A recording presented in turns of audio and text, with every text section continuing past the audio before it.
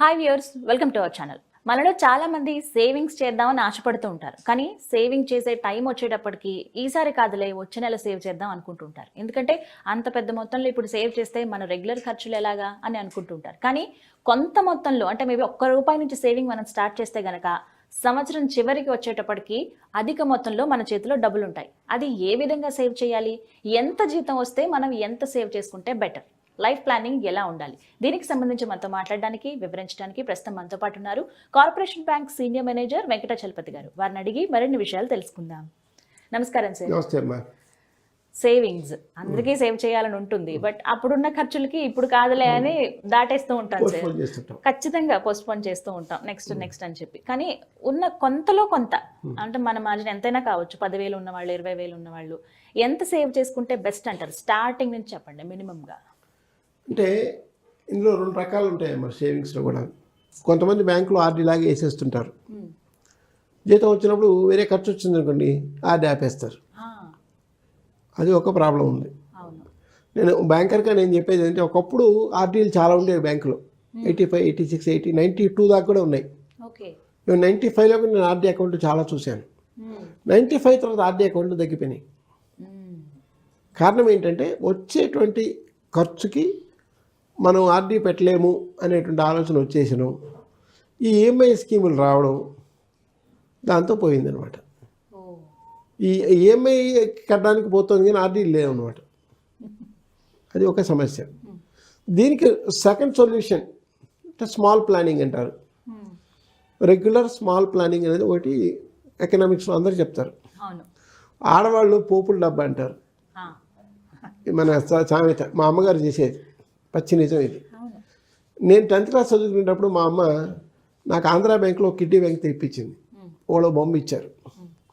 ఇంట్లో చిల్లర కనిపిస్తుంది, అలా వేసేరానింది మా అమ్మ. నేను ఆ చిల్లరంతా తెచ్చి కూరలు తీసుకొచ్చి మా అన్న డబ్బులు అక్కడ పెడితే అందులో 10 పైసలు దాన్ని వేసేవాడిని. రోజు చిల్లర ఏదైతే మిగులుతుంది 5 పైసలు, 10 పైసలు, 20 పైసలు, 30 పైసలు వేసేవాడిని. నెల చివరిని తీసుకెళ్ళి ఆంధ్రా బ్యాంకులో ఇచ్చేవాడిని. అలా చేరి ₹200 అయింది ఆ రోజుల్లో. 1973, 1 ఇయర్కి. నేను 9th నుంచి 10th వచ్చేసరికి ₹200 పెట్టి మా నాన్నగారు ఆ రోజుల్లో ఒక కాస్ట్లీ వాచ్ తీసిచ్చారు. ₹200 ఆ రోజుల్లో 73లో ఇమాజిన్ చేసుకోండి. మంచి వాచ్. వీడు సొంతంగా సంపాదించుకున్నాడు కదా. అంటే ఇది ఒక ఎగ్జాంపుల్గా చెప్తాను అందరికి కూడా, నేను ఇంకా నా లైఫ్లో జరిగింది కాబట్టి. అంటే మనం కూడా అలాగే ₹1 ఈరోజు తీసి పక్కన పెట్టేద్దాం. ఒక ఉండి లాంటిది పెట్టి ఇంట్లో ₹1 వేసేస్తాం. రేపు దానికి ₹1 యాడ్ చేసి ₹2 వేసేస్తాం. ఎల్లుండి దానికి ₹1 యాడ్ చేసి ₹3 వేసేస్తాం. ఇలా వేసుకుంటూ పోతే అవునా, ఒక స్టేజ్లో కొంచెం కష్టం అనిపిస్తుంది కానీ వెయ్యాలి. వేయడం మొదలు పెడితే ఇవాళ బెరకాయ కొనలేదు అనుకుని ఒక ₹50 వేసేయాలి 1 కిలో. ఒక స్టేజ్కి వెళ్ళాక ₹50 వస్తుంది కదా, వేసేయాలి. ఇలా వేసుకుంటూ వస్తే సంవత్సరం చివరికి 65,000 అవుతుంది. కనపడదు ఇది, కానీ సంవత్సరం చివరికి 65,000 అవుతుంది. లేదు మధ్యలో మీరు డిస్టర్బ్ చేసి మళ్ళీ స్టార్ట్ చేసినా కూడా, ఒక 150 రోజులు వేసి ఆపేసి మళ్ళీ 150 రోజులతో మళ్ళీ ₹1 మొదలు పెట్టినా కూడా మీకు కనీసం 40,000 వస్తుంది. ఇది మనం ఒక పద్ధతిగా చేసుకుంటే ఒక డిస్ట్రప్షన్ లేకుండా చేసుకోవాలన్నమాట. ఎంతైనా సరే దాన్ని వేయాలి. హుండీలో వేయడం నేర్చుకోవాలి.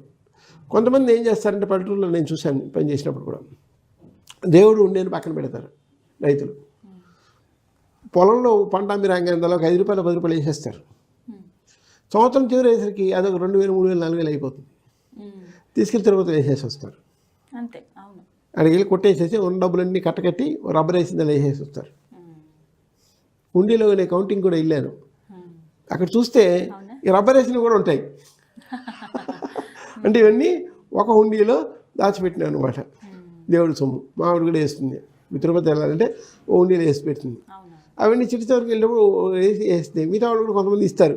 మా తరపున ఏంటి 50, 100 ఇస్తుంటారు. అవి కూడా కలిపి వేసేస్తుంటాం. అట్లా ఇంట్లో అమ్మ పేరుతో ఒక హుండీ, నాన్న పేరుతో ఒక హుండీ పెట్టుకొని మినిమం ₹1 స్టార్ట్ చేసి రేపు 2, ఎల్లుండి 3, ఎల్లుండి అవతల 4, పెద్ద అమౌంట్ కనపడదు. ఇది కనపడకుండా వెళ్ళిపోతుంది. కానీ ఒక స్టేజ్ వచ్చిన తర్వాత అంటే ఒక కొన్ని 2 నెలలు 3 నెలలు గడిచే కొద్దీ భారం అనిపిస్తుంది కదా, అప్పుడు ఎట్లా? ఇప్పుడు 90 రోజులు వచ్చేసరికి మనకి ఏమనిపిస్తుంది అంటే 100 రూపాయలే కనిపిస్తుంది. ఆ తర్వాత కొంచెం ఇబ్బంది అనిపిస్తుంది రోజు 100 వేయడం అని. నేనేమంటే 100 వేసుకుంటానండి. అంటే ఒక 50,000 జీతం వచ్చే వాళ్ళకి నేను చెప్పే ఐడియా ఏంటంటే మినిమం 50,000 40,000 వచ్చేవాళ్ళు ఈ పని చేయొచ్చు. మినిమం 40,000 50,000 వచ్చేవాళ్ళు ఈ పని చేయొచ్చు. ఇంట్లో 2 హుండీలు పెట్టుకొని వేసుకుంటూ పోతే ఒక పెద్ద మొత్తం చేతికి వస్తుంది. ఇప్పుడు మీరు 1 రూపీ అన్నారు కాబట్టి 65 దగ్గర అదే 2 రూపీస్ వేసుకుంటే 1,30,000 అయిపోతుంది కదా, 1,30,000. 3 రూపీస్ అయితే 180. అట్లా అంటే మధ్యలో మనం డిస్రప్షన్ చేసినా కూడా మొత్తం ప్రతిరోజు 1 రూపాయి యాడ్ చేయలేకపోయినా కదా, సపోజ్ 100 రూపాయలు అయిపోయిన తర్వాత 100 రోజుల తర్వాత రోజు 100 రూపాయలు వేయలేమనుకోండి, 100 వేసుకుంటూ పోండి. 101 102 103 వేసే కెపాసిటీ లేనప్పుడు కదా 100 వేసుకుంటూ పోండి. అది ఇంపార్టెంట్ అనమాట. అంటే మనం ఈరోజు ఎంత ఖర్చు పెట్టాం, చాలా ఖర్చు పెడతాం. అవి వచ్చేవాళ్ళు యావరేజ్గా రోజుకి కనీసం 200 ఖర్చు పెడతారు కనీసం. కాబట్టి ఇలా వేసేసుకుంటే అవునా మనకు తెలియకుండా ఖర్చు తగ్గిస్తాం. నేను దాకా కూడా చెప్పాను ఒకసారి, forced saving is the saving. ఈ మంది కాదు అనుకొని అమ్మ ఉండితో ఒకటి నాన్న ఉండిలో ఒకటి వేసేసాం అనుకోండి, ఈ తాక ఉందండి. సో ఇప్పుడు మీరు చెప్పిన ఈ ప్లానింగ్ అయితే ఖచ్చితంగా 40,000 ఆ పైన జీతం ఎవరైతే ఉన్నారో వాళ్ళకి ఇది కనపడని ఫోర్స్డ్ సేవింగ్ ఇంట్లో చేసుకోవచ్చు. ఇంకొక అడ్వాంటేజ్ ఏంటంటే బ్యాంకులో పెట్టామనుకోండి, బ్యాంకులో ఎటువంటి స్కీములు లేవు. SBI account తప్పించలేదు. ఎస్బీఐ అకౌంట్లో ఉంది అనుకోండి, వెళ్ళి ఏటీఎంలో డ్రా చేసుకొస్తాం. ఇది అమ్మ పేరుతో నాన్న పేరుతో కొడుకు పేరుతో కూతురు పేరుతో పెడతాం కాబట్టి ఇది అలాగే ఉంటుంది. సో ఇది ఒక్కటి నేర్చుకోవాలి మనం. ఇది ఫోర్స్డ్ సేవింగ్ నేర్చుకోవాలి. రెండోది అవి సంవత్సరం దాకా బ్రేక్ చేయకూడదు, అది మనసులో అనుకోవాలి. సంవత్సరం దాకా ఇది పగల కొట్టకూడదు. సంవత్సరం తర్వాత ఇంకో కుండీ కొని అప్పుడు ఈ కుండీ వాళ్ళు కొట్టాలి ఖచ్చితంగా. అంటే ఎన్ని సంవత్సరాలు అనేది ఆపొద్దు, ఎందుకంటే ఒక్కసారి సార్ మనకి ఇయర్ ఎండింగ్ లో ఒకసారి ఆ రుచి చూసామంటే బాగుంది కదా, ఇలా సేవ్ చేద్దాం, కష్టమైన నష్టమైన అనిపిస్తుంది. సో అలా చేస్తాం. అంటే ఒక అడ్వాంటేజ్ ఒక డిసడ్వాంటేజ్ ఉంటుంది. అడ్వాంటేజ్ ఇన్ ద సెన్స్ మీకు తెలియకుండా సేవ్ చేయడం అనేది అలవాటు అయిపోతుంది. ఒక జీవన క్రమంలో ఒక అలవాటుగా మారుతుంది అది. ఈరోజు అంతే హుండీలో నేను 9th క్లాస్ అని చెప్పాను, ఒకరోజు ఏం లేదు దొరకలేదు ఇంట్లో.